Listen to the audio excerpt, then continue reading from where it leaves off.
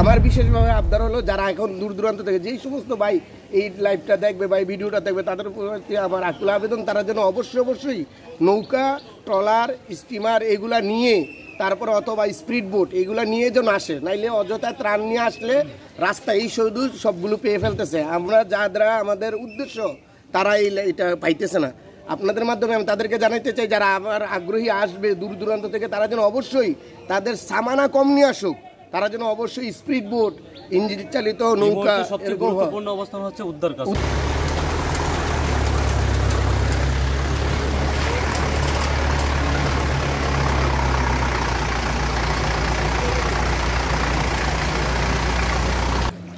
এখন বর্তমান দূরে আসি, জায়গায় আমরা রেস্ট নিয়ে আসি, আমরা মানে কেউ খাইছি কেউ খায় না, এইভাবে আসি।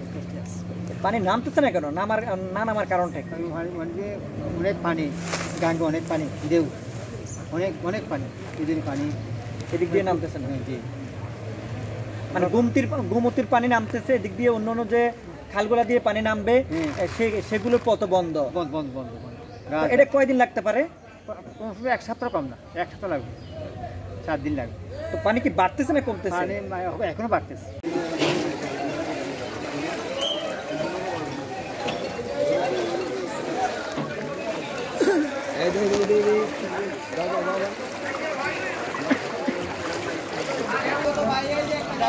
এই একটা গাড়ি আমি পানি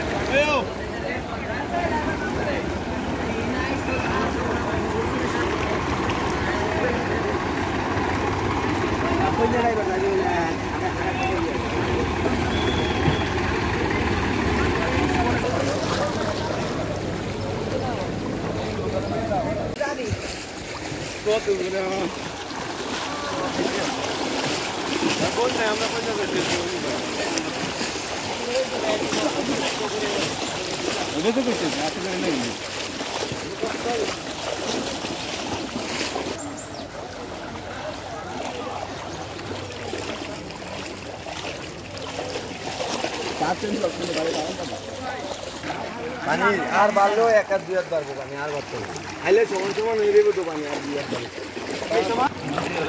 না মানলে।